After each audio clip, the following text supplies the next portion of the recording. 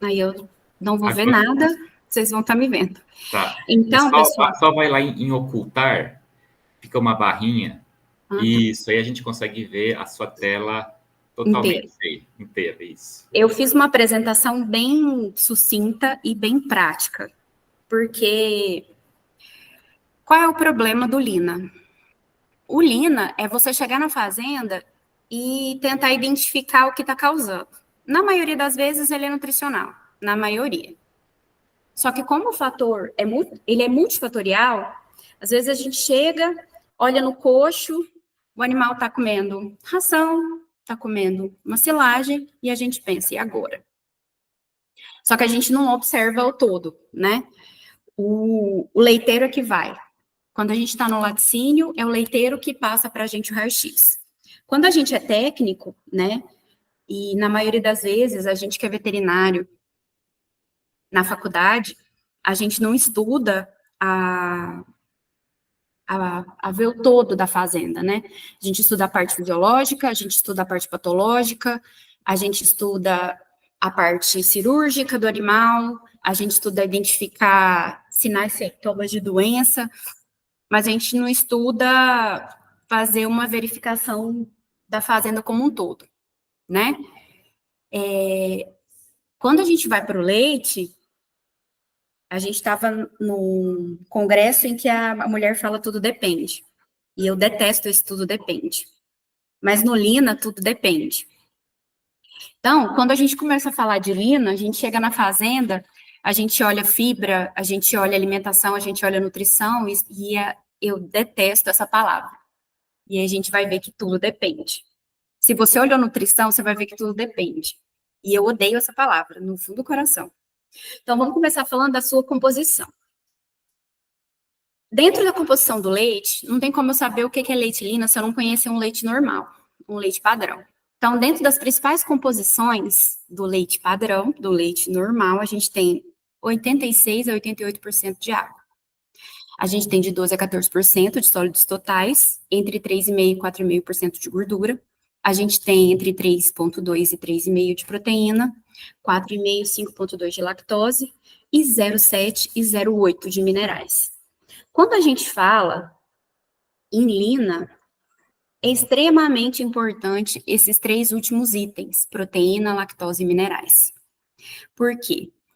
Quando a gente fala de aporte de nutrientes e síntese de compostos do leite lá na glândula mamária, a função da produção de leite, ela vem da dieta, né? O animal vai comer, né, esses micro-organismos vão degradar essa dieta e vai ser produzido leite lá na glândula mamária.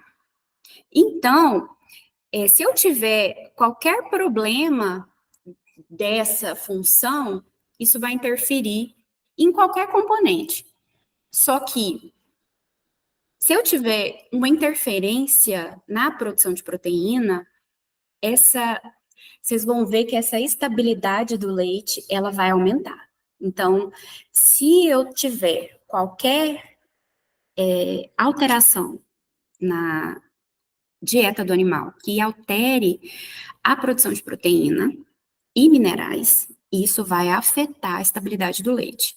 E hoje, o produtor, ele tem vamos dizer assim, uma preocupação maior com gordura. Quando você está no campo, que você está trabalhando, ele fica, minha gordura baixou, minha gordura aumentou, minha gordura, e ninguém olha a proteína. A proteína, ela está dizendo para a gente o tempo inteiro, tanto que quando você olha hoje nas análises da clínica do leite, quando a gente trabalha, né, com o sistema hoje da clínica do leite, que tem a avaliação de ácidos graxos de novo, síntese de novo, saturado, eles avaliam esse percentual de proteína, porque ele está dizendo para a gente como está a saúde desse animal, como que está a produção de proteína. E a proteína está dizendo para a gente como está a estabilidade desse leite.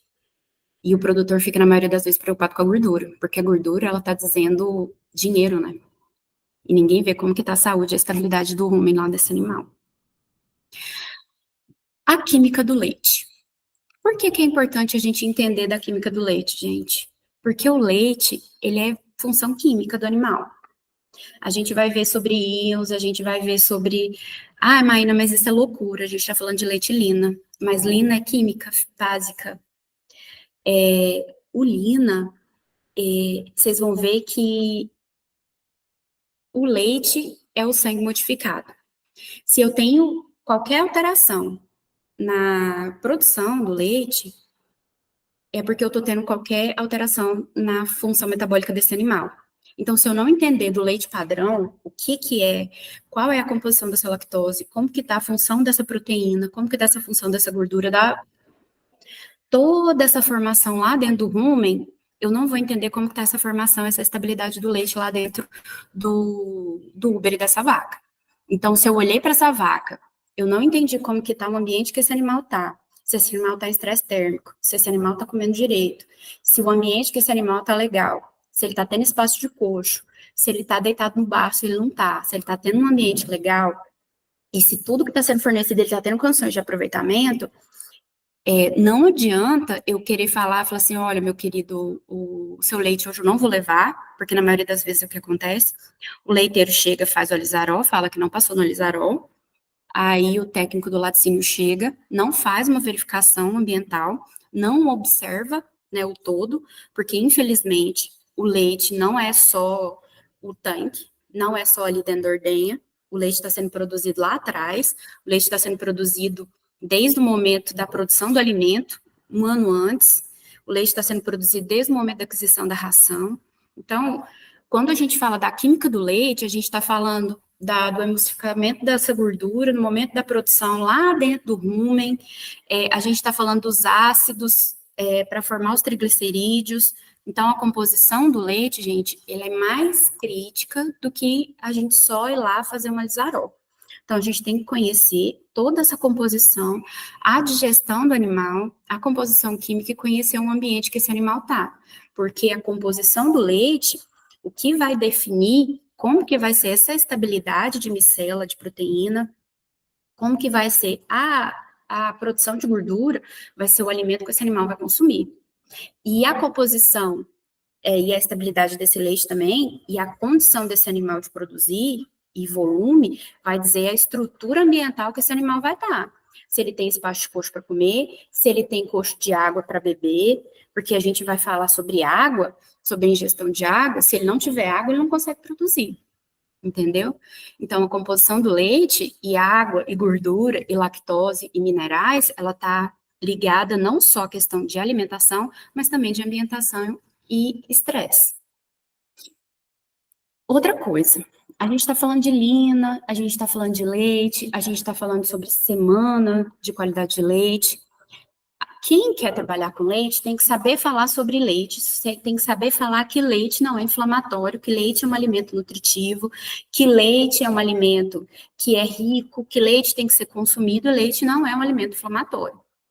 Então, a maioria das pessoas falam, leite virou um vilão um tempo atrás, né, que vários médicos começaram a usar a cartada de que o leite foi feito para o bezerro, né, que leite não pode ser dado para criança. Mas o engraçado é que quando a criança nasce, o único alimento que você tem para fornecer para o bebê quando a mãe não consegue amamentar é o leite não. E você vai olhar lá em um dos principais componentes do leite não é o whey protein, né? A pessoa quer ser saudável, né? Porque eu tenho vida saudável, tô lá na academia. E o principal componente da alimentação é o whey protein.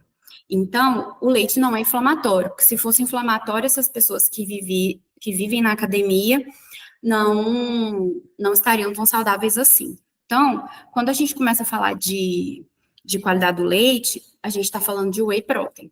A gente está falando de saúde, a gente está falando de bebida láctea com 19%, com 21%, 25%. Hoje a gente já tem bebidas lácteas no mercado que tem 25% de proteína. E a gente tem que saber falar sobre o que é um componente lácteo, de onde que vem, para onde que vai.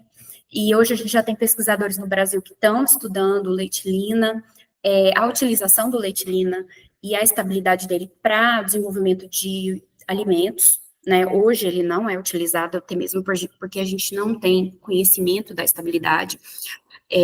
No congresso, tem uma professora que ela fala sobre a utilização dele para queijos, tem pequenas cooperativas que já trabalham em percentuais diferentes para alguns tipos de queijo, com a utilização do leite Lina. Então, a gente tem que entender o que é o leite Lina, aprender a trabalhar com ele para a gente poder orientar o produtor e saber a diferença para a gente poder atuar na causa. Vou puxar um saquinho aí, né, para nossa amiga Hortência aí da Piracanjuba, puxando aí para a Abra Leite, né, e para a gente saber o que é leite, o que é composto, para a gente poder orientar. Porque tem muita gente utilizando disso, e aí a gente chega no supermercado, o que é leite, o que é composto. Gente, o composto, ele tem leite na composição também, tá? A diferença é que o composto lácteo, ele vai ter um pouquinho mais, né, de soro de leite, e o leite integral é leite integral. Então, a gente tem que buscar informações para saber o que é leite e o que não é leite. O leite integral, ele vai ter só leite integral, a diferença é que no rótulo dele vai estar descrito leite integral, e a gente tem que entender rotulagem, entender o que é cada coisa, a função nossa como médicos veterinários e pessoas que são inseridas dentro do mercado, e técnicos, conhecedores, para passar a informação de forma devida, porque até mesmo os produtores que produzem leite, eles falam, né, eles saem distribuindo em verdades. Essa semana eu atendendo um produtor, o produtor falando de caixinha de leite, que leite volta para o laticínio com cores. Ah, porque se tem cores. Um produtor de leite, gente, que a vida inteira viveu de leite, falando desse negócio do leite caixinha. Então, a gente tem que ser disseminadores de informação e levar isso para o produtor de forma clara e precisa.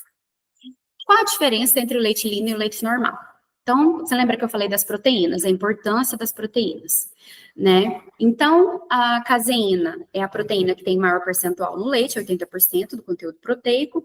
Então, no leite pode haver até 4 tipos diferentes de caseínas, né? A capa-caseína é em sua maior parte. A gente tem a alfa, S1, a alfa-S2, a beta-caseína, e esses diferentes tipos se reúnem entre si, formando uma estrutura maior chamada de micelas de caseína. Essas micelas, elas são responsáveis pela estabilidade da caseína. Então, elas que vão fazer com que o leite forme esses aglomerados e dê estabilidade no momento em que ele for passar por qualquer tratamento térmico.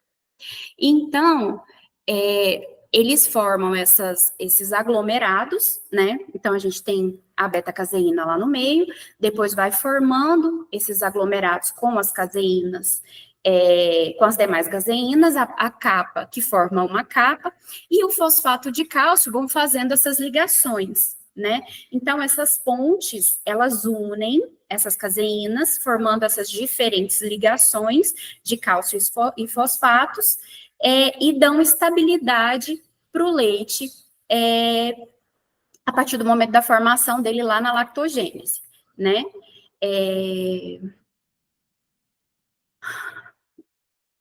Para que cada uma das inúmeras pontes presentes em uma das micelas de caseína seja formada, há necessidade da existência de pontos específicos, que são esses pontos pretos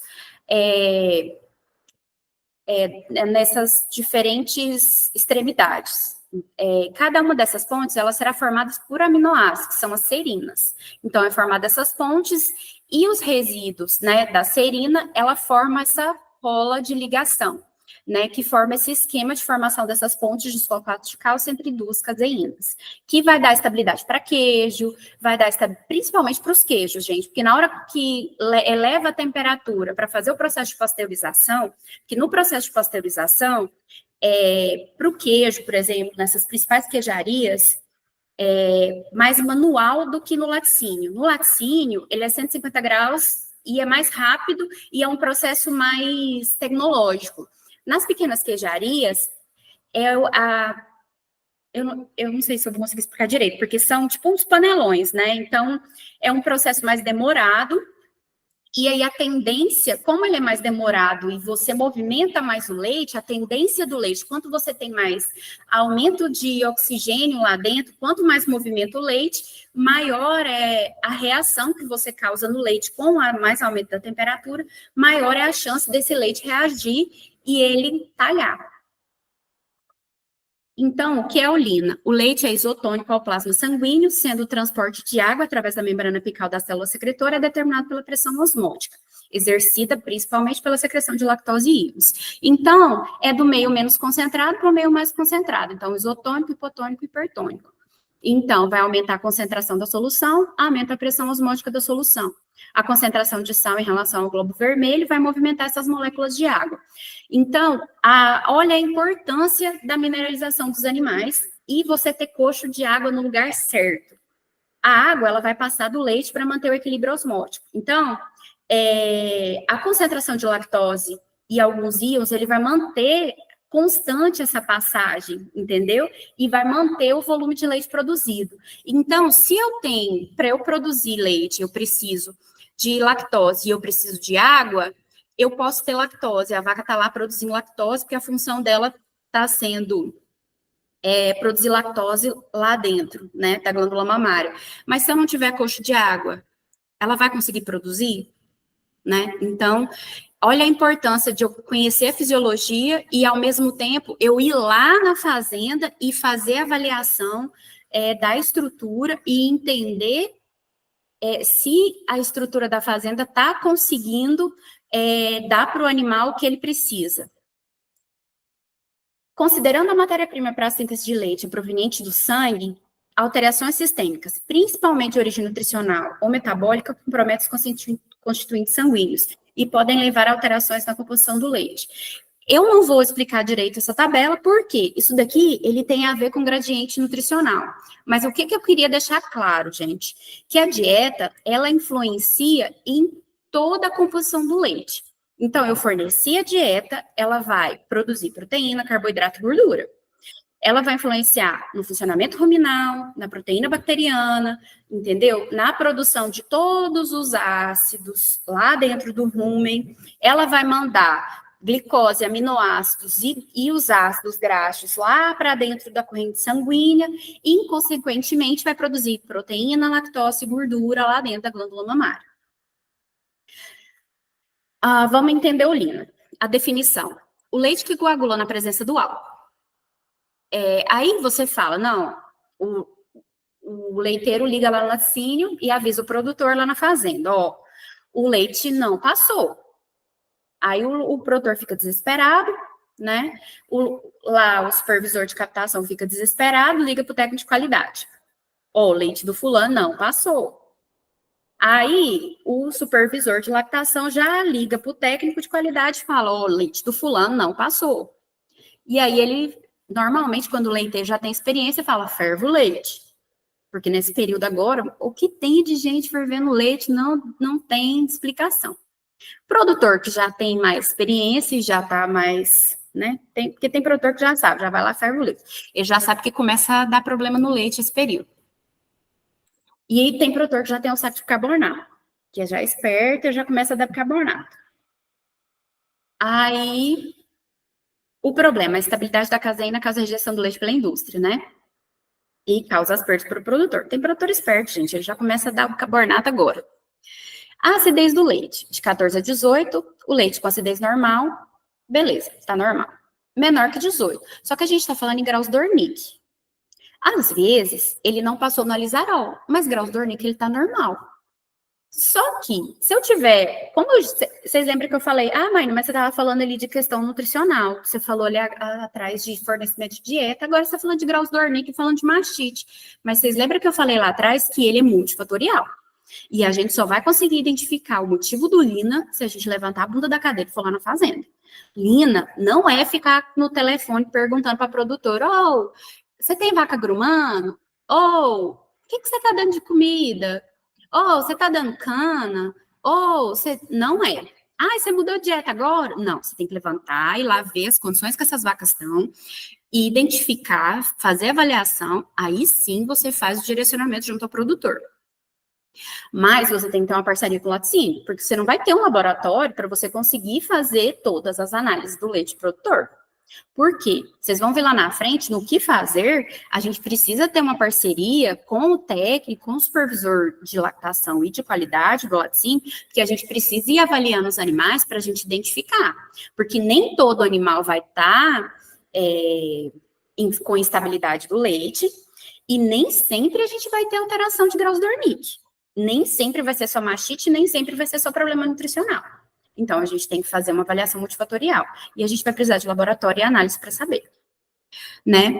Então, menor que 14 graus do Wernicke. Quando isso aqui acontece, o próprio técnico do laticínio fica sabendo. Se for um técnico igual a nossa amiga Hortência, né? Que é, supimpa, você liga para ela, a Hortência já vai te avisar. Se você for o técnico da fazenda, ela vai falar, olha, deu alteração do Wernicke junto. Não passou no Alizarol, mas o Wernicke alterou também. Pode ser mastite ou pode ser fraude, ou pode ter alguma coisa, pode ser um problema lá no produto da ordenha, né? Dá uma olhadinha lá, às vezes as vacas estão com problema lá no bucho, né? Do carbonato, né? Dá uma avaliada.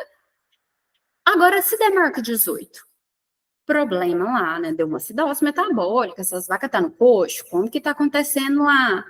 Como que tá a questão da limpeza da ordenha? Como que tá a questão lá do tanque? Eu vou mostrar umas fotos para vocês, a questão da liberação dos micro-organismos contaminantes aí, de ácido, a questão de fermentação, de coliformes. Vou mostrar falhas de boas práticas agropecuárias para vocês. Vocês vão ver que não é fácil.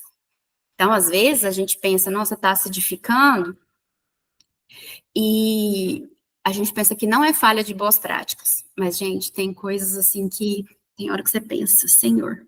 Mas pode ser falha de boas práticas também. Por isso que eu estou falando. Para entender o Lina, para saber o que está acontecendo nessa fazenda, a gente tem que fazer a visita. A instabilidade térmica, quando ele aquece, o pasteurizado ele pode coagular ou não. Então, esse ou não, o que a indústria faz? Ele não leva o leite, porque não tem como você correr o risco. 70% do leite produzido hoje, ele é o HT. Por que é o HT? Porque ele está na cesta básica, gente. Então, não tem condição de você falar, não, vou pegar, produzir tudo queijo. Não é, não tem condição. Então, 70% dos grandes laticínios hoje produz leite UHT. Olha que linda a estrutura da caseína. Um leite bem formado, bem estruturado, eletronicamente, ele é dessa forma. Então, quando a caseína ela não está bem formada e ela não está bem estruturada, e ela não vai formar essas pontes de fosfato e ela vai ficar instável. Maína, toda a caseína que ela não está estruturada, ela vai talhar? Não tem como a gente dizer, porque as pessoas, hoje em dia, elas não estão estudando para dizer. Para você ter uma noção, quando a gente pesquisa leite-lina, a gente não acha dados suficientes no Brasil. Todo mundo tem problema com leite-lina, gente. Todo mundo de laticínio que a gente senta, todo mundo que trabalha com qualidade, a gente senta, a gente conversa, tem leite-lina no Brasil.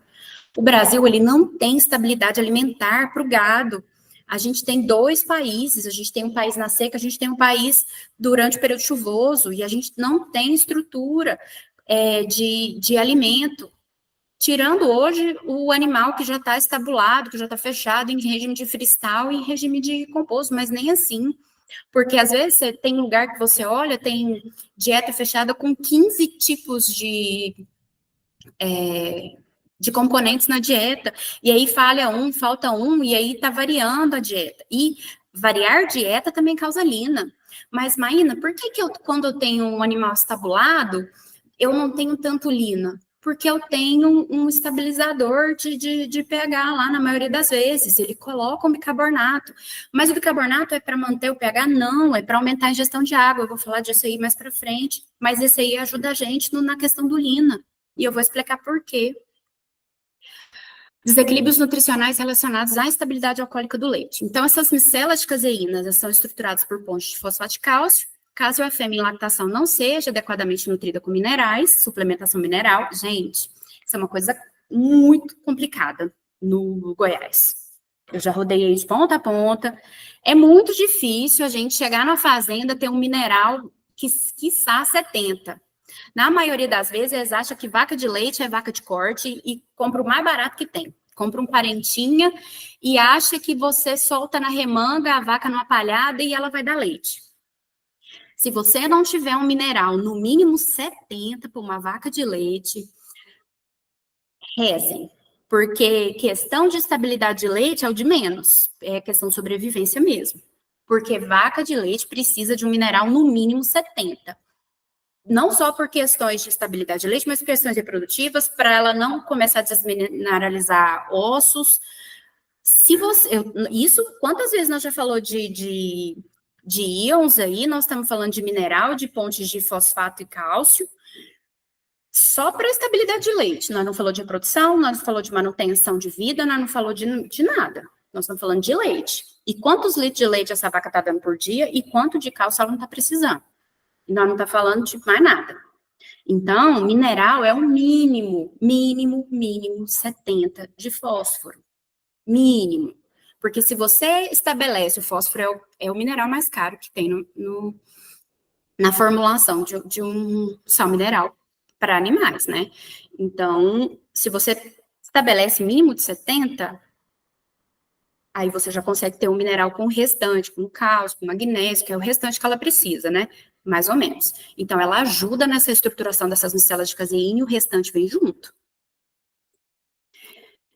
Esse estudo, ele está falando sobre a incidência com silagem de cana. Esse estudo fez eu quebrar um monte de paradigma que eu sou a pessoa da silagem de cana, e da cana no geral. Porque eu amo alimento barato para gado de leite. E eu sou a pessoa da cana, que eu amo a cana triturada no coxo. E é barato, é uma coisa que o produtor planta uma vez, dura ali seus 5, 6 anos, um canavial bem cuidado, bem tratado.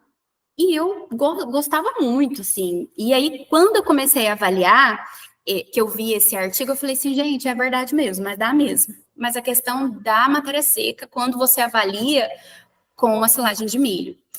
E assim, fez eu mudar, mas em determinados casos, entre você ter uma silagem de cana e uma silagem de capiaçu, eu ainda fico com a silagem de cana. Que hoje em dia você tem que escolher entre silagem de cana, moringa, silagem de cana e o capiaçu. Então, eu fico a silagem, se for falando, mãe, nossa, que você escolher, pelo menos eu tenho a sacarose.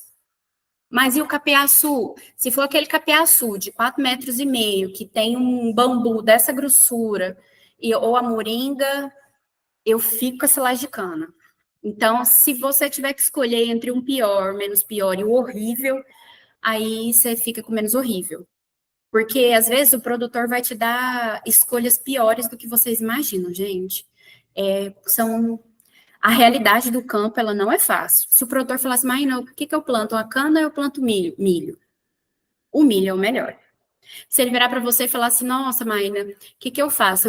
Eu ponho um farelo de soja ou eu ponho uma casquinha de soja? Então, vocês vão, à medida que vocês vão trabalhando, vocês vão ver que tem alimentos melhores, só que isso aumenta o custo de produção e o produtor sempre vai procurar a pudriqueira para colocar na dieta para baratear custo. E o que isso tem a ver com qualidade de leite? Tudo, gente. Tudo. Vocês vão ver que se vocês não tiverem noção de nutrição, vocês não vão conseguir melhorar qualidade e estabilidade de leite. Não adianta. Se vocês não souberem dar pitaco ali para dar uma ajudada ali nutricionista, para dar uma direcionada, eu falo para todo mundo, não sou nutricionista. Mas quando você entende a lactogênese, a formação do leite, acaba que você entende um pouco de nutrição. Porque se você entende como o leite é formado, você vai entender também sobre um pouco você vai adaptar um pouco na nutrição, porque você entende como o leite é formado. Você vê uma vaca em acidose, você vai falar assim, é por isso. Vamos passar para frente, né? Além da nutrição, gente, igual eu acabei de falar sobre matéria seca, né? Além da nutrição, o que mais pode afetar a estabilidade do leite? Mudança radical de dieta. Acontece demais, igual eu falei de fazendas aí que tem 15, 16, 20 componentes de dieta. Nutricionista adora. Vocês vão ver que, tipo, eu não sei que período mais ou menos vocês estão, se já tem profissionais que estão no campo, você tem nutricionista aí, amo vocês, mas olha, tem nutricionista que adora colocar 10, 15, 20, 30 componentes de dieta. Ótimo, adoro. Qual que é o problema de você aumentar a quantidade de componentes na dieta? Essas mudanças bruscas. Uma vaca, ela leva mais ou menos 15 dias para ajustar uma dieta. As bactérias ruminais levam 3 dias para ajustar a dieta.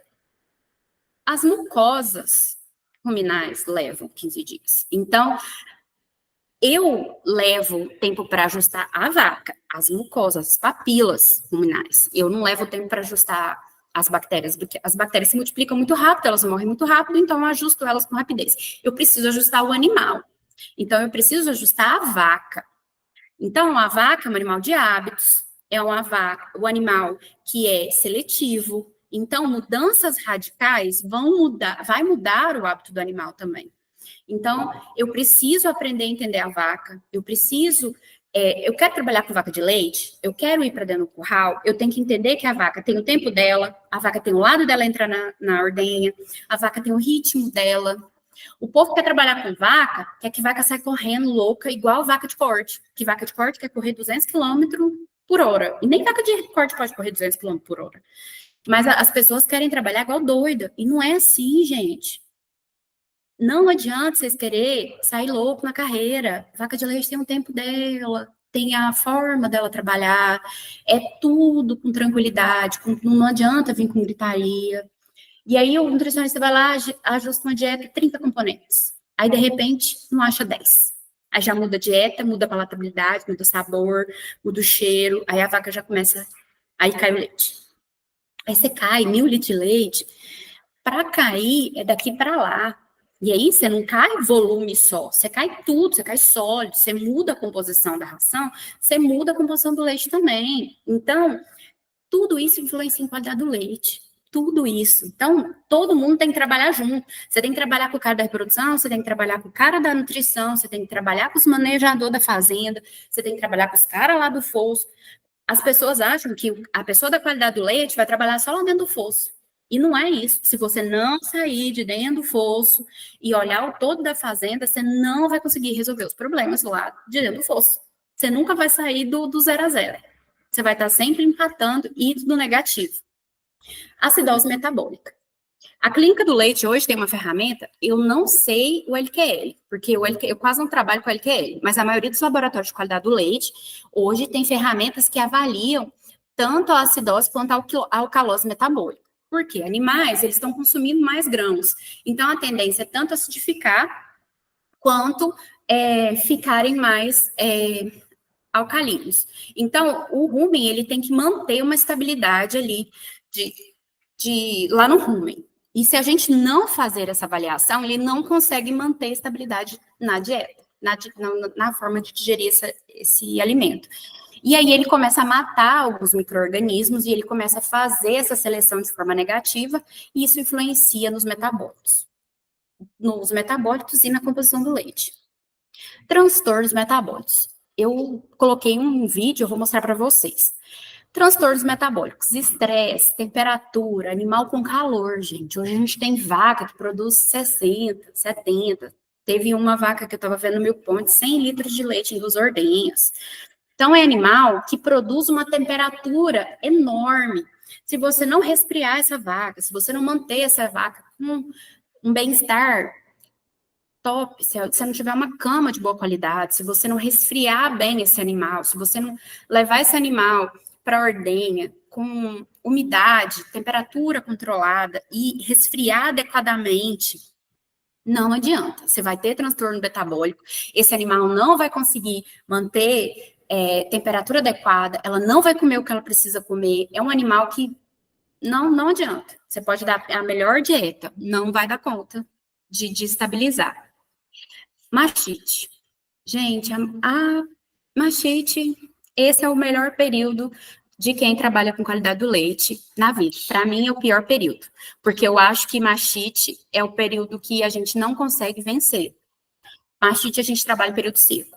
Esse período agora, a gente só nem empata, a gente só passa por ele. Porque mastite, ou a gente trabalha no período seco e na secagem de vaca, que a gente seca, identifica, faz cultura. Eu gosto de fazer tudo no período seco, porque agora a gente só sobrevive a ela.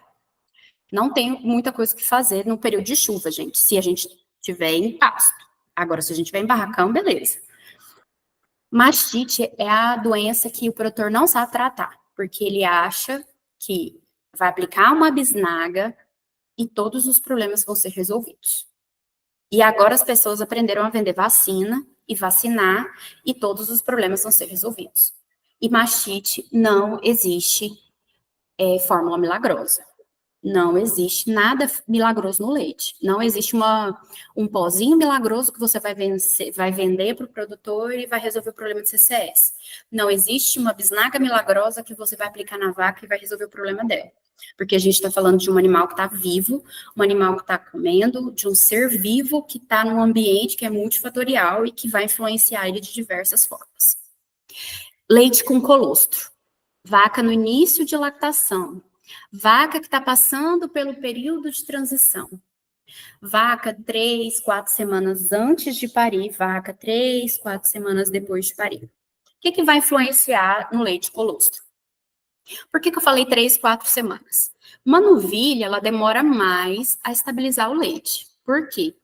A novilha, ela ainda está em período de amadurecimento ali da glândula mamária. Então, ela vai demorar mais a passar pelo período de limpeza do leite. Se você tiver muita novilha parindo nesse período, vai estabilizar mais o leite. Então, o que a gente tem que avaliar? Cheguei, o leite não passou no alizarol. É perguntar. Como que você tá? Tem muita vaca parindo? Ele vai falar, não, tem umas 2. Você tem muita novilha no lote? Porque, às vezes, a novilha pariu mês passado. E as novilhas, né? Às vezes ele pariu uns 3, 4 novilhas e o cara tem 200 litros de leite. Aí você vai analisar as novilhas, ela ainda tá com leite instável. Eu vou mostrar para vocês como vocês vão fazer essa avaliação individual por animal. E aí, a novilha, ela demora mais a estabilizar o leite do que vacas mais velhas. Leite do final de lactação, vaca acima de 305 dias de lactação, ou aquela famosa vaca de DEL alto. Então, são coisas que a gente avalia quando chega na fazenda, quando a gente vai fazer a nossa anamnese. É perguntar para o produtor, como tá? Você tem muita vaca de tempo de curral aí? Tem muita vaca acima de 1 ano de curral? Como que tá a vida do senhor aí? Muita vaca velha de curral? Essas são as perguntas que a gente faz. Animal, estresse térmico, gente. Bem-estar animal é uma coisa, assim, maravilhosa esse período. Vaca dentro do barro, nadando no barro, vaca parecendo cachorro. Você olha lá, a vaca tá respirando igual um cachorro, com a língua 10 metros de língua para fora, batendo lata, né? Animais com desordens intestinais e renais. Aquele animal que tá assim, cagando jato. Você olha aquelas fezes escuras, fétidas, animal que está comendo resíduo de... Aqueles resíduos de limpeza de armazém, sabe? Que vem casca de milho, bagaço triturado. É danado de dar esses problemas. Olha, um leite normal, um leite com raja leve e um retalho, né? Que é o leiteiro gosta de falar. Olha o leite talhado. O leite normal, o primeiro, o leite cor de telha, né, que eles gostam de falar, sem nenhuma raja, lindo, maravilhoso, o leiteiro leva. Do B para baixo, tchau, obrigado, não leva. Aí, a partir desse aí, gente, é identificar a causa, motivo, razão, circunstância e começar a fazer a avaliação da fazenda e o produtor tem que ficar com o leite. Esse artigo foi uma avaliação, né, de variação sazonal, e eles avaliaram vários métodos, né, de estabilidade. E eles avaliaram que, tipo assim, o método melhor é o álcool-alizarol, porque muita gente fica assim, não, vamos ferver, vamos avaliar com Dornick, vamos avaliar com tal. E aí muita gente põe o álcool-alizarol como vilão. Não, porque o álcool é isso, o álcool é aquilo. Só que, gente, hoje o mais barato, o melhor, o mais fácil de carregar é o alizarol. Não tem jeito. Então, eles avaliaram métodos químicos, questões sanitárias, E o melhor método foi esse. Esse é os fatores que possivelmente podem influenciar na ocorrência do lino. Então, a gente tem cetose, acidose, os estágios de lactação, a questão da sazonalidade, a falta de cloro, sódio, potássio, o pH, mastite, raça, estresse, falta de cálcio, magnésio, questão de subnutrição, acidose ruminal, os fosfatos e citratos. Lembra que eu falei da questão da mineralização, gente? A questão de acidose, as proteases, né, na questão da presença da plasmina, temperatura para realizar o teste, gente. Essa temperatura para realizar o teste eu vou falar lá na frente. A concentração do etanol, também vou falar lá na frente, que eu tenho uma fotinha. Fornecer alimentos de qualidade e de fácil aceitação e com espaço adequado, local adequado, sem disputas, sem estresse, não, ela não vai querer. Por quê? Qual é o problema da vaca? Quando a gente vai fornecer alimento para uma vaca de leite, a gente tem que ter noção que tem a dominância no lote. Tem aquela vaca que vai bater e tem aquela vaca que vai apanhar e ela não vai comer. Se tem aquela vaca que apanha e não vai comer, normalmente é aquela filha da puta que mais produz leite e ela não vai comer e é aquela vaca que tem tendência a ter mais instabilidade no leite. Então, se eu tenho esse tipo de coisa, a gente tem que, como técnico, observar se tem essa questão de dominância e aumentar a quantidade de coxo. Às vezes, a quantidade de coxo de concreto, ela não dá, a gente aumenta com coxo, a gente corta esses coxos de plástico e põe no chão. E aí você diminui essa questão do bater. Porque a tendência do animal dominante é ir lá para o coxo de cimento. E aí você pega esses animais que apanham e eles vão comer mais no cantinho, que a tendência deles é ficar mais para o canto. E aí você minimiza isso. Só que a gente só vai observar essas coisas se a gente for para a fazenda e observar como que está sendo o manejo realizado. Isso daqui é lá do Milk Point, gente. Ele é muito antigo, mas ele é maravilhoso e eu gosto demais. Quando eu comecei lá em Tangamandapé, eu li isso daqui, eu achei muito bom e ele abriu minha cabeça. A questão da alimentação, excesso de fibra, rebrota de pastagens, excesso de concentrados, qualidade de sal mineral, pasto rico em cálcio, dieta aniônica, restrição alimentar, organismo do animal, questão de mastite, alcalose e acidose, estresse, desconforto térmico, idade avançada, início ou final de lactação, composição do leite, se tem muito cálcio, se tem muita ureia, muita caseína, muito cálcio. Essa questão da muita ureia, nesse período agora que a gente fala, né? Estamos em transição de pastagem, estamos saindo do coxo, indo para... Às vezes, o produtor está com a ração que tem um nível de ureia maior, porque como ele estava lá com o animal empalhado, ou animal que estava comendo bucha, né, de pasto seco, às vezes ele estava com muita ureia na dieta, né? E isso pode influenciar um pouco, é só observar na formulação da ração, ou ele estava fornecendo a própria ureia no meio da composição da mistura do capiaçu, e o capiaçu estava com muita fibra. Então, é conversar, gente, perguntar para o produtor. Muitos cálcios, né, do cálcio, magnésio, sódio, potássio, questão de animal no pós-parto, ele estava em dieta aniônica, ou ele não estava em dieta aniônica. Conversa, gente, pergunta. Muita lactose, pouca lactose, baixo pH, muito gás carbônico. A questão do gás carbônico, gente, é na hora da mistura. Eu vou explicar para vocês. O leite acabou de sair da vaca, querer fazer a análise do leite quente. Gente, que lindo, né? Olha que maravilha. Quando a gente pensa, né, outras causas. Olha essas outras causas. Tem hora que a gente chega em algumas fazendas, dá vontade de chorar, né? Que a gente pensa, não, vou no leite lino, vou chegar lá, vai ser problema nutricional, vou passar para o nutricionista, vai ficar tudo lindo. A gente chega na fazenda, você pergunta quem é o nutricionista, vou passar para ele, vai dar tudo certo. Não. Aí você pega isso daqui. Então, no leite quente de 20 a 30 graus, os mesófilos, degradam a lactose e produzem ácido, que deixa o leite azedo e com grumos no alizarol. No leite refrigerado, de 4 a 10 graus, eles preferem degradar as proteínas e não produzem ácido, não regulando no teste alizarol.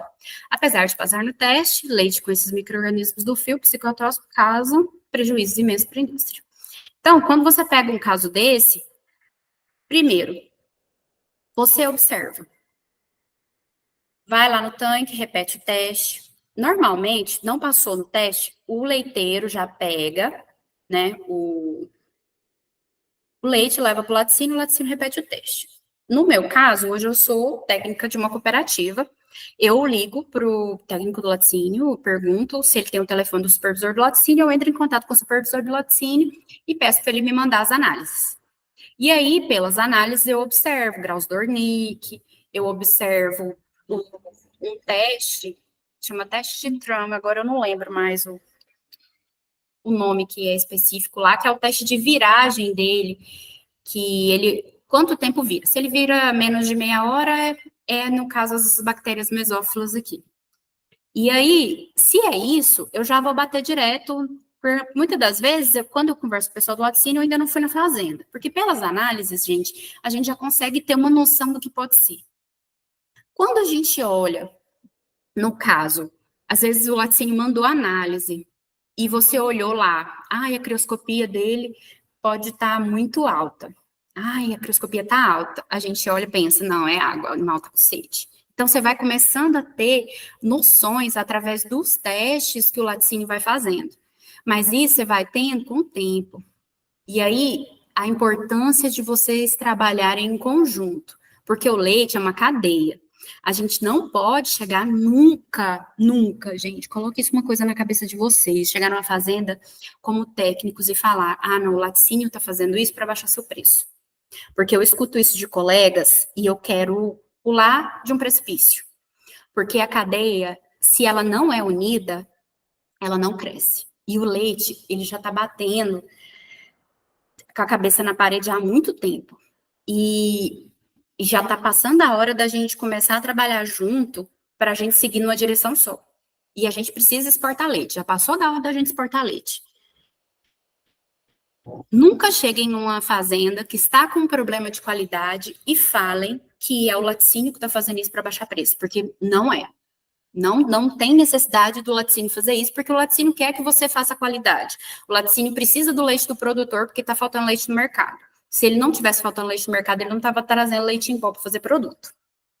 Então, a gente tem que ter noção de que existe um problema, e leite, se você não parar e prestar atenção ao redor, você nunca vai enxergar. Então, a gente tem que parar, prestar atenção e estudar. Leite, por que a maioria dos profissionais não gostam do leite? Porque a gente precisa estudar. A gente precisa conhecer a cadeia, a gente precisa conhecer a propriedade, a gente precisa estudar a parte científica do processo. E vocês estão vendo que eu estou falando de lina, eu já falei de nutrição, eu já falei de química, eu já falei de bioquímica, eu já falei de fisiologia, e agora eu já estou falando de limpeza, falei de bem-estar, eu estou falando de limpeza, falando de pudriqueira, de porqueira. Olha o tanto de coisa que a gente já falou de um curto espaço de tempo. Então, é muito complexo. E se a gente não estiver aberto a conhecer e todo dia aprender, a gente não dá conta. Aí os veterinários querem tudo por corte, porque é muito mais fácil, gente, é muito mais prático. Porque todo dia é um desafio no leite. Todo dia é um desafio. O equipamento e a forma de armazenamento do álcool alizarol. Pode mudar o teste? Olha essas fotinhas lindas aí, ó. Maravilhosa. A gente vê um transportador que fazia com uma seringuinha, uma garrafinha aí de pitulinha de 99 centavos, o outro carregando na lamparina, de qualquer jeito. Isso aí eu fazendo rota de madrugada, quando eu trabalhava. Fazendo teste na tampinha de plástico. Esse outro tava bonitinho, do jeito que tem que ser, dentro da geladeira, com a garrafinha de gelo, porque ele gosta de beber água gelada, né? O alizarol no gelo, bonitinho. E vocês acham que muda o resultado do teste, gente? Vocês acham que o álcool gelado e o leite gelado do tanque vai mudar? Ou um álcool quente, do jeito que tá aí, o cara vai lá, joga aquele trem ali na frente do caminhão, pega aquele álcool quente, joga no leite gelado, vai alterar alguma coisa? O teste é seguro? Se bem realizado, levando em conta a quantidade de leite e álcool, a temperatura do leite, do álcool e a homogeneização, ele é sim. Ele é rápido, ele é prático, ele é muito barato. Vocês lembram do estudo que eu mostrei lá atrás, né? Mas depende de pessoas. Gente, tudo que depende de pessoas. Depende do ordenador. Quantas vezes eu acordei de madrugada para ir socorrer leite antibiótico? Normal, porque depende de pessoas. Tudo que depende de pessoas sempre vai ter um erro. Você pode ter o melhor teste, você pode ter a melhor máquina, mas você precisa de um operador. Vai dar ruim, porque depende de pessoas. E sempre que depende de pessoas, você sempre tem que ter um plano A, B, C, D e F, porque vai dar ruim em algum momento. Então, você pode ter a melhor tecnologia. Se depende de pessoas, vai ter problema. Por isso que você precisa de cuidado, você precisa de treinamento. A legislação exige treinamento de transportador, exige treinamento de supervisor de captação, exige treinamento de supervisor de qualidade, exige treinamento de todo mundo. Mas em um momento vai dar ruim. Por isso que precisa de uma equipe multidisciplinar para garantir que o teste que foi feito é isso mesmo. Por isso que a gente tem um teste de fervura para avaliar e a gente tem vários scores de cor e a lisarina para avaliar o que pode e o que não pode ser. As análises. Vamos falar sobre a análise. É medir a acidez titulável, porque o Dornick vai ajudar a gente, né, a dizer se é ou deixa de é 2 ml de amostra de leite, 2 ml de álcool. Ao invés do álcool, você também pode usar a solução alcoólica de alizarol. No laboratório, normalmente, lá no laticínio, as pessoas usam álcool normal. Você pega um alcoômetro e faz a titulação do álcool nos graus que você usa. O álcool normal, você compra o álcool 92 e titula ele. Pro motorista, a gente vai e entrega o álcool à lisarina mesmo. E aí a lisarina colore, né? E é mais fácil para o motorista, e isso é melhor até para o produtor e para a gente que está ali, né? Qual que é a fundamentação, né? O álcool, ele vai causar uma desidratação, né? Esse estresse na micela de caseína, e vai causar ele causa uma função de estressar, né? De calor ali, é um teste de estabilidade térmica, gente, né? Ele causa esse teste de resistência térmica que a gente fala. E se ele não tiver estabilidade para passar pelo processo de pasteurização, ele vai talhar. Aí a gente vai interpretar o resultado. Sem a presença de coágulo, ele vai estar bom. Se ele tiver coágulo, ou ele vai estar ácido, ou ele vai ser lino. Normalmente o cara não te fala isso bonitinho, não. Ele só fala, ó, passou não. E, gente, uma coisa que eu aprendi no tempo que eu estava em laticínio. Se tem uma coisa que motorista faz na vida bem feito, é alizarol. Olha, eu já vi motorista testar de tudo quanto é jeito. Pelo menos assim, né? Não sei na Piracanjuba, mas normalmente a gente sempre troca motorista. Sempre trocava, né? Saía da Piracanjuba, vinha para Italac, da Italac aqui para Piracanjuba. Motorista, ele testa 30, 40, 50 vezes. Ele reza, ele ajoelha, ele faz o teste. Lógico que tem os motoristas que faz o narizarol, que vai, mete o nariz no tanque ali e puxa, lógico que tem. Mas eles testam, eles fazem. E, normalmente, ele faz o teste e ele soa para passar. E o Lina, na maioria das vezes, o leite ácido, qual é o problema dele? A concentração. Eu já tive lugares que eu demorei a pegar o Lina por causa de concentração. Tem linhas em regiões como Iporá, Serranópolis, Caçu ali tem uma região muito complicada, que são regiões mais de areia, que a gente demora a identificar porque põe no caminhão, ela dilui, e a gente testa a boca de caminhão. Então, a gente demora a identificar o produtor. E aí, a gente começa a pegar a lina na boca do caminhão quando aumenta a concentração de produtores com problema. E aí, começa a pegar. Ah, mas como que o motorista não pegou? Porque o leite, ele é instável. Às vezes, como ele estava lá na fazenda, ele estava gelado, o alizarol do motorista estava gelado, não estabilizou. Só que, gente, temos rotas, às vezes, de 12 horas. E aí o motorista fez uma rota de 12 horas. Eu, às vezes, tinha transbordo. E aí testava na boca do caminhão, testava no produtor, fazia um transbordo, chegava no posto, dava estabilidade na boca do caminhão no posto. Entendeu? Então, tipo assim, é muito complicado o leite. Então, eu ia identificar o produtor depois que começava a dar estabilidade no recebimento no posto. Então, o leite é muito complicado da gente trabalhar. É muito difícil. Então, a gente vai aprendendo, A gente vai aprendendo. Aí que eu começava a identificar a rota. E a rota do fulano, lá no Morro Alto, lá no Morinópolis, eu sei que é uma rota que dá problema.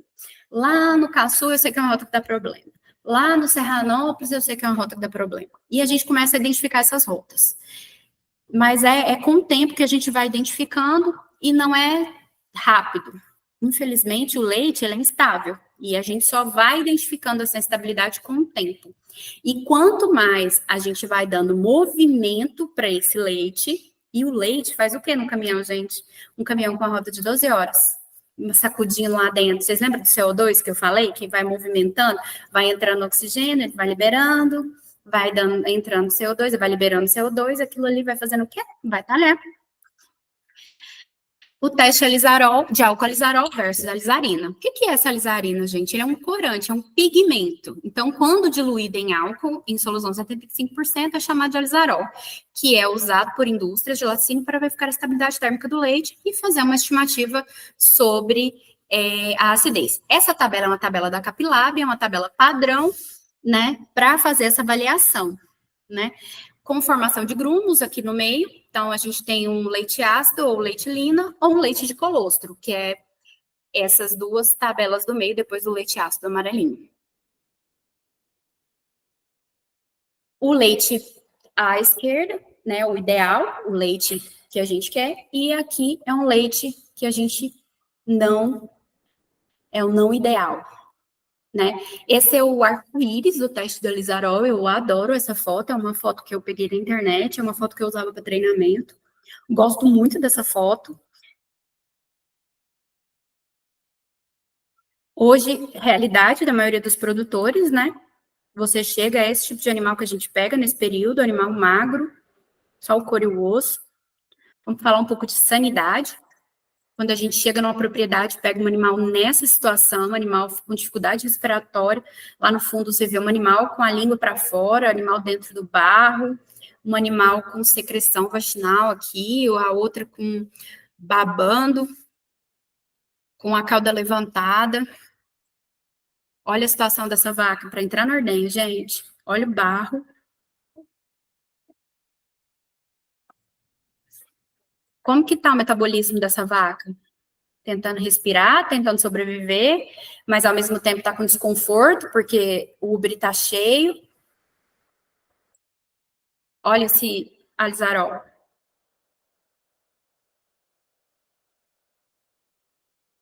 Olha a situação dos animais. Olha aí. Você lembra que eu falei do tipo de material que o teste ele influencia? Eu testei no plástico, porque o motorista, ele tem fé. O transportador, a única coisa que ele tem na vida é fé e conhecimento prático. Então, tem o motorista que testa só nesse copinho de plástico, tem o motorista que não gosta da placa de Petri, eu particularmente gosto mais da placa de Petri, porque ela aumenta a infusão de oxigênio, ela vai dar mais reação, só que eles quebram muito a placa de Petri, então eles optaram pelo copinho, e aí usavam um Becker, só que o Becker manchava muito, e o Ministério da Agricultura não quis pedir de vidro quebrava muito. Quanto maior a ação do oxigênio, na hora de você realizar o teste, maior vai ter a atividade, mais reação vai causar. Vocês lembram que é um teste químico. O leiteiro não levou leite, meu Deus, e agora? Porque é a primeira coisa que o produtor fala, gente, o leiteiro liga lá no laticínio, e agora? O leiteiro não levou leite, meu tanque tá cheio, e agora o que eu faço? O leiteiro chega lá na fazenda, é essa condição aqui, gente, ó, é produto de limpeza, ele tem que coletar a amostra, tem uma vassoura ali, tem os gatos no pé, porque não deu para tirar foto dos gatos. Eu cortei a foto do transportador, a cabeça dele, né? E agora, José, o que faço com leite do tanque? É o que... E agora? Eu sou o técnico da fazenda, o tanque está cheio, e aí? O que eu vou fazer com esse leite do tanque? Sempre forneço alternativas para o produtor. Tem as queijeiras, que tem a redução de 20% a 80% do valor do leite. Lembra, gente, esse leite não está perdido. Pede para ferver, avalia, vai na fazenda. Tem produtor que faz requeijão, pode fazer doce. Se o produtor xingar, excomungar, lembra que você não tem vaca e você não produz leite. Você está lá para ajudar. Se o produtor xingar, paciência, não tem o que fazer. O que a gente faz? O que eu faço, Maíra, tá? Não tem padrão, eu aprendi a seguir esse padrão e é o que eu faço, tá? Eu vou lá, né, coleto o leite de cada uma das vacas, individual, em frascos, né? E aí identifico. E aí eu vou colocar esse leite na geladeira. Eu não vou fazer esse teste imediatamente, não, tá? Mais para frente eu vou mostrar como que faz. E aí eu vou identificar os animais Lina positivo, vou avaliar o manejo nutricional, fazer os devidos ajustes. Se você estiver fazendo, você tem nutricionista, beleza. Se você for o técnico da fazenda, é você que vai fazer o manejo nutricional. Você que vai ter que fazer tudo. Eu tenho hora que eu sento, eu faço o ajuste. Tem fazenda que eu faço de tudo. Que eu sou... A gente tem que fazer milagre, tem hora. Após as correções, a gente precisa aguardar. Vocês lembram que eu falei para vocês que a gente precisa de 15 dias para adaptar a vaca? Então, aí a gente precisa aguardar 5 semanas, porque às vezes a vaca tá magra, a gente precisa recuperar a score, para recuperar a score não é de um mês para o outro, né? Então, a gente precisa dar um tempo para esse animal melhorar, e a gente vai esperar 5 semanas e fazer a testagem dessas vacas lactantes. E se for Lina nutricional, aí você ajusta a dieta, você espera esses 15, 20 dias, vai normalizar. Se não, você vai ter que vir avaliar tudo de novo. Pode ser a genética? Pode, mas é extremamente raro, gente. Extremamente raro. Normalmente o problema tá ali. Ai, gente, agora que são elas, vão apagar fogo? Eu, normalmente, quando eu vejo que deu BO, eu preciso resolver o problema ali agora, 150 gramas de bicarbonato de sódio por animal por dia. Maína, você começa com 150 gramas? Não, jamais, nunca faça isso, porque primeiro que a vaca não vai comer. Segundo, porque você vai sair de um problema, você vai causar outro. Eu sempre começo com 50 gramas por animal por dia, vamos começando devagar. Normalmente, no segundo dia já está de boa. Qual é a fundamentação do bicarbonato? Ingestão de água. Adianta eu entrar com o bicarbonato e não ter custo de água para essas vacas? Não adianta, gente. Não adianta. A fundamentação do bicarbonato é água. Esses dias para trás eu pedi para um nutricionista. Eu falei, olha, eu entrei com bicarbonato nessa fazenda e ele tinha mandado tirar. Eu falei, pelo amor de Deus, não me tira o bicarbonato. Ele, Maína, mas não tem fundamentação do bicarbonato para Lina. Eu falei, meu querido, você usa bicarbonato para quê? Ingestão de água. Eu falei, então... Aí ele falou, mas o Lina é dieta. Eu falei, você não ajustou a dieta? Sim, mas quando a gente aumenta a ingestão de água, o que faz? Aumenta a taxa de passagem, não é? Eu não vou aumentar a taxa de passagem, não vou aumentar a água, eu não vou aumentar a lactose, não vai aumentar a ingestão de água no sistema, eu não vou conseguir diluir essa lactose, e aí eu não vou aumentar a produção de leite, e todo aquele sistema lá atrás de íons não vai melhorar?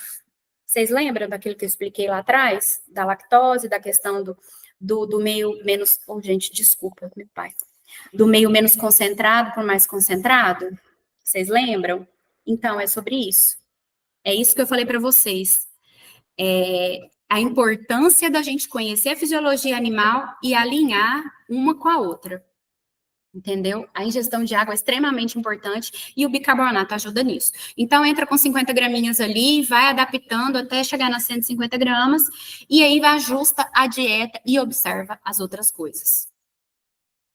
Então, aqui, de novo, essa também do Milk Point é maravilhosa, teste de fervura, faz a verificação da titulação da acidez do Wernicke, se não tem mastite, tá vendo? Confirma com o CMT, gente. CMT é um teste extremamente barato, é maravilhoso e ajuda demais.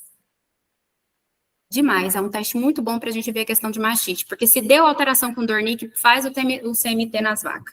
É barato, é rápido, é prático. Muito obrigada, gente. Precisou de mim, tem meu telefone, tem meu e-mail. Desculpa, eu falo demais, mas dúvidas, estou à disposição. Maína, muito obrigado pela sua palestra. Sua palestra foi excelente. Esse tema é um tema espinhoso, difícil, né? Às vezes, certo? Até meio obscuro, né? Muita pesquisa ainda precisa ser feita para esclarecer melhor toda essa dinâmica do leite Lina, né? Eu vou ver aqui as perguntas.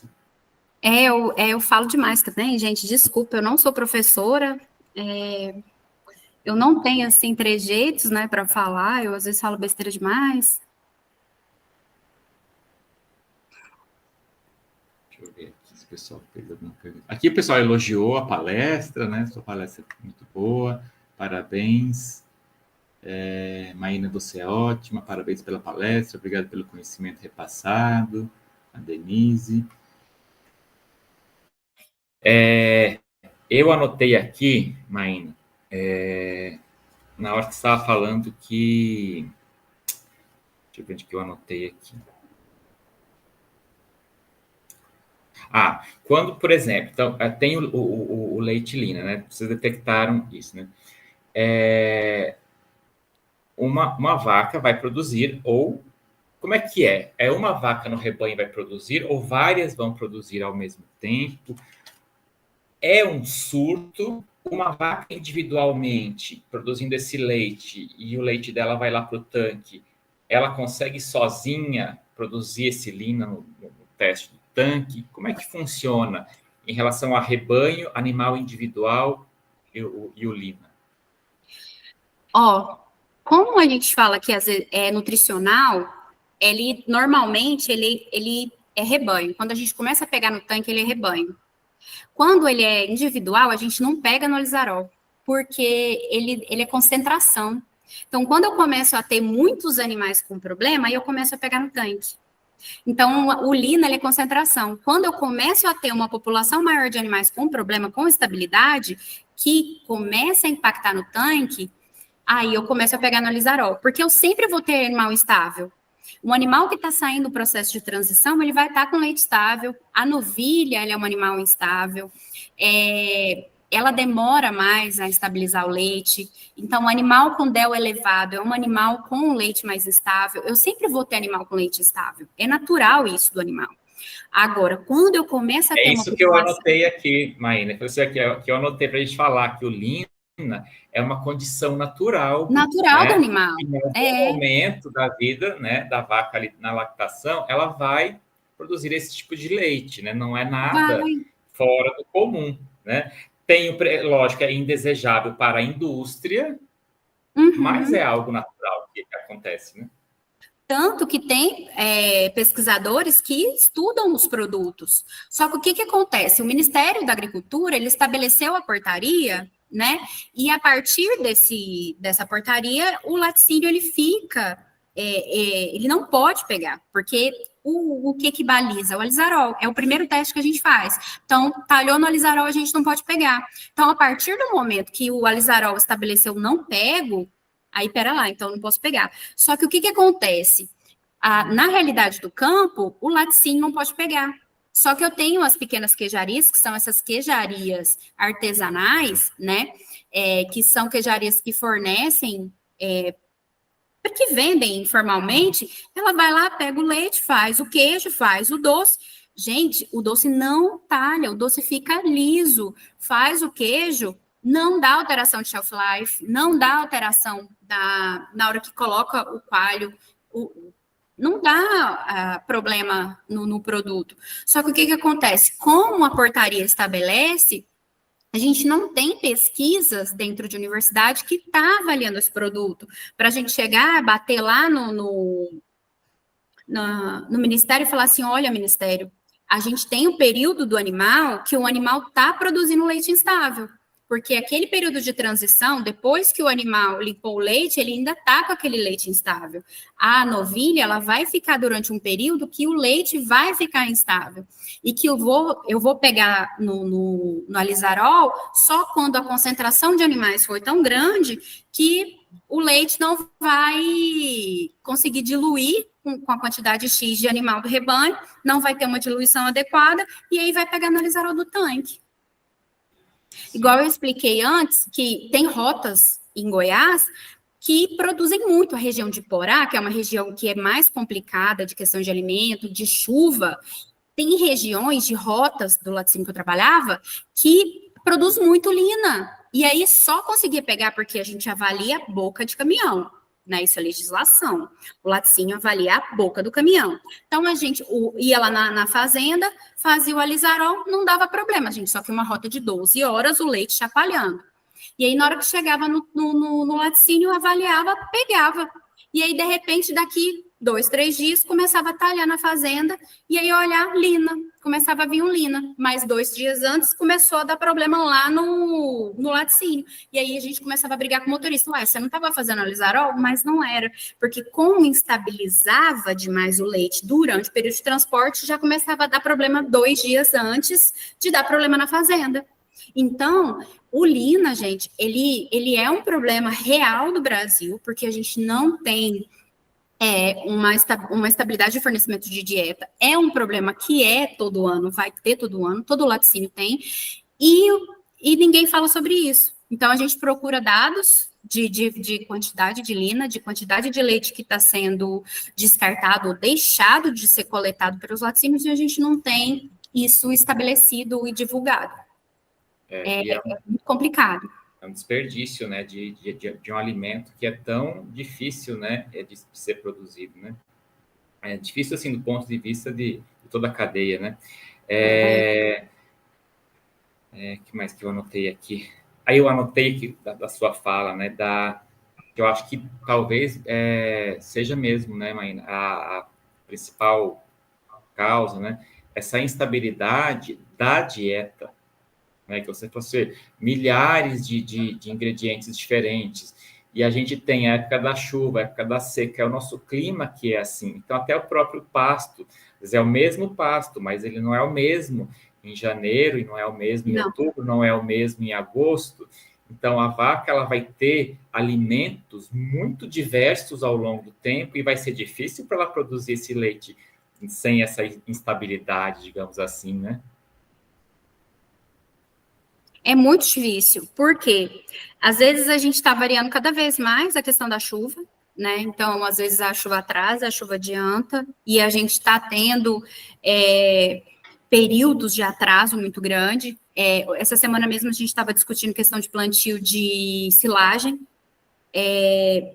Um produtor querendo plantar capim, aí a gente resolveu colocar o milho junto com o capim, porque ele planta soja. E aí eu falei, a soja dura 115, falei, vai atrasar, e a gente teve problema de falta de chuva, e a silagem ficou horrível, e as vacas ficaram sem comida, e a gente teve que entrar com dieta total, e essas vacas entraram em acidose. Eu falei, vamos antecipar? Porque a gente aproveita a safra, a gente produz melhor silagem, e a gente vai ter pelo menos umas 400 toneladas de silo aí, e depois a gente faz uma safrinha, se der, que a gente vai perder a janela do silo, de plantar milho para silagem. Certeza, esse ano vai perder. Aí ele, não, vamos antecipar. Então, a gente já está antecipando. Então, a gente pensa, não, eu faço a qualidade do leite, mas se a gente não pensar em nutrição, não adianta a gente pensar que a gente vai chegar na fazenda e só fazer qualidade do leite. Então, se não tiver comida e a vaca não produzir leite, gente, não adianta pensar que a gente vai pensar só, vai chegar lá na fazenda e vai pegar só dados, sentar e fazer planilha. Não adianta, se não tiver comida. Aí o produtor me cobrou esses dias, nossa, você ainda não entrou na ordenha. Eu falei, eu não tô tendo nem comida para as vacas comer, como é que eu vou entrar para dentro da ordenha? Entendeu? Então, a gente precisa pensar na fazenda como um todo. A gente tem que ter comida para a vaca comer, a vaca tem que estar comendo direito, a gente tem que ter fornecimento em qualidade, em quantidade e hora. Depois que a gente tiver a base, que é nutrição, a reprodução está funcionando, sanidade está ok, aí a gente vai para as outras coisas. Que CCS, CBT, eu acho que é uma coisa assim, que vai andando à medida que a gente tem tudo estruturado lá atrás. CBT dá para fazer, né? CCS vai indo à medida que o manejo sanitário e nutricional vai junto. Então, a gente tem que fazer muita coisa dentro da fazenda antes de entrar para dentro do fosso e começar a brigar com o funcionário em questão de CCS. Então, a gente tem que ser um técnico que avalie o todo, antes de brigar por CCS de vaca, gente, por um pré-dip, duplo pré, triplo pré, quádruplo pré, porque é tanta coisa que as pessoas querem fazer ao mesmo tempo e o básico está passando. O arroz com feijão, a gente deixa muita coisa de fazer. Sim. Você falou só dos testes, quando o motorista faz o teste do Alizarol, né, do álcool, e aí deu positivo, né, e daí você falou para ferver, né? Então, às vezes, o pessoal não está muito acostumado com essa terminologia, né? A fervura é um teste. É Não é um que ele vai teste. ferver, não é que ele vai ferver o leite, é um teste que pode ser feito. O produtor já faz isso automaticamente, porque ele acha que o leite está ácido, e o leite ácido ele vai ferver, ele vai talhar. Então, aquele produtor que está acostumado a ter lina, ele tem um saco de carbonato na fazenda, gente. Ele já sabe que deu problema nas vacas, ele já começa o carbonato, você chega na fazenda, ele já está dando carbonato. Então, ele já está acostumado. Dieta da vaca, né? Ele mistura, não no leite, pelo amor de qualquer coisa. Quando eu falo bicarbonato, não é aquele bicarbonato que ele põe no leite, não, misericórdia. Na vaca, lá na ordenha, ou lá no coxo, lá fora, ele põe na dieta das vacas, 50 gramas, eu devia ter especificado no slide, gente, porque é tão manual, é tão automático para mim, mas eu coloquei por animal por dia, né, mas não é possível, vai que alguém manda colocar dentro do tanque, né, misericórdia. Mas olha, especificar, 50 gramas você inicia por animal na ração. Se você coloca 50 gramas sem você adaptar a vaca, o bicarbonato é muito ruim para a vaca.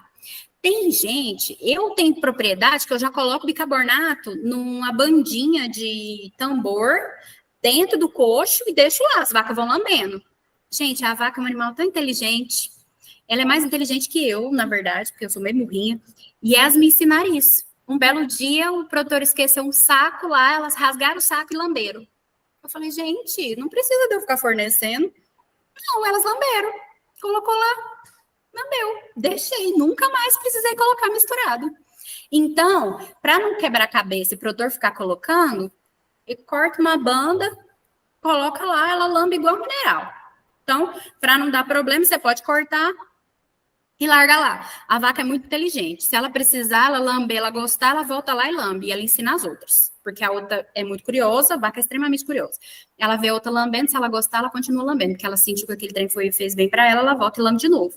Então, a vaca é autoexplicativa.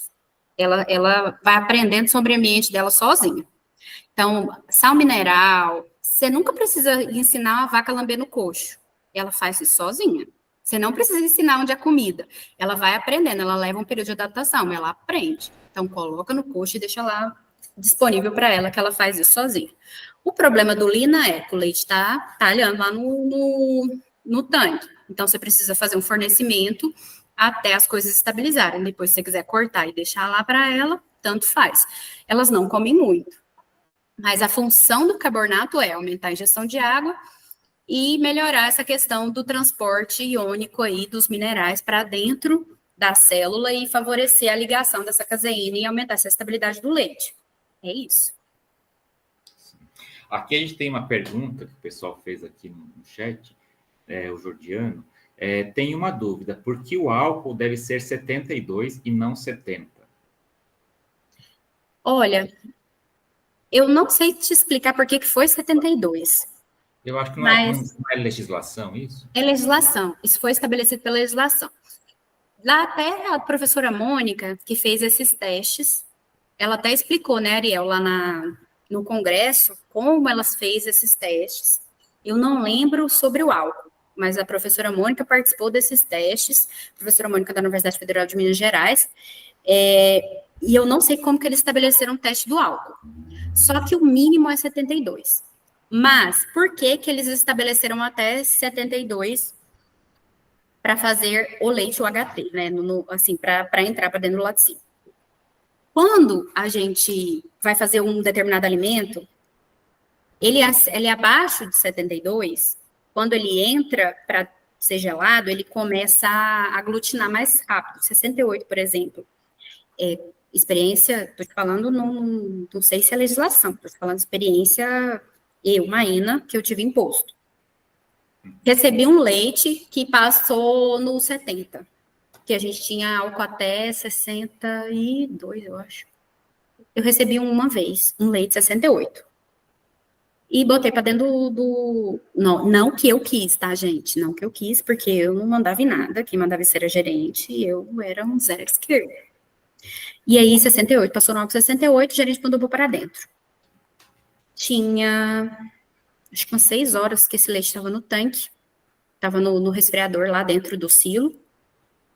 E aí, os meninos fazem tem um período, acho que é 4 em 4 horas. Acho que depois de 4 horas eles fizeram um teste. E aí fizeram o teste, o leite já estava talhando no alizarol. Não passava. E aí, ele pegou e falou assim, não, faz o teste tal. Começou a pedir teste. Mas o alizarol já não passava. Para transporte, esse leite já não serve. No 68, ele já não saía do silo mais. Só que esse leite veio de um produtor grande. E aí, eles avaliam. Quando você tem um produtor grande que está com problema, esse produtor estava com problema no tanque, acho que era 10 mil litros de leite, aí eles avaliaram. E aí ele tinha vendido esse leite para uma queijeira, porque às vezes você faz um intermédio. E o gerente tinha vendido esse leite para uma queijeira, tal. E aí, esse leite não saiu do tanque, não saiu do silo. Resultado, tiveram que pegar esse leite, jogar dentro do caminhão para descartar. Então, a partir do momento que esse leite abaixa de 70, ele começa a talhar, aumenta a estabilidade dele, ele não aguenta mais ser homogeneizado. E um leite dentro do silo, ele é homogeneizado 24 horas, ele passa um período e ele fica o tempo inteiro sendo homogeneizado.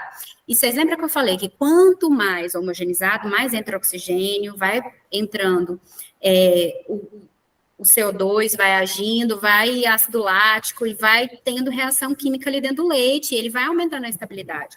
Por mais que ele fosse um leite bom, esse leite, no caso, não estava bom, porque ele passou por período sem energia na fazenda, ele era um leite que já estava instável, porque ele estava sem energia, ele já estava ácido, então era um leite que não podia ter pegado, ele já estava perdido, era um leite que já estava, se fosse para você fazer um queijo, por exemplo, beleza, ele já estava talhando, era só você fazer um queijo dele.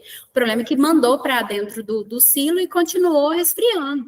E aí você resfria ele, porque ele chegou, acho que estava com uns 15 graus, e aí você manda para dentro do silo, homogeniza e baixa para 4 graus. E aí você continua movimentando. O que você faz? Queijo. Porque ele já está acidificando.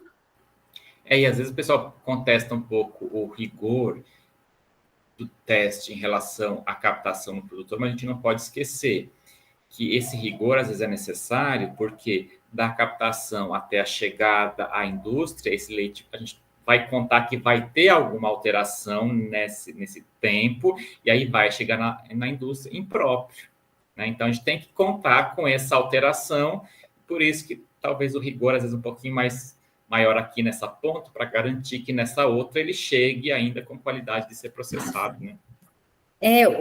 Igual a captação. Captação, eu já ouvi falar que tem laticínio que trabalha com um alizarol até 90.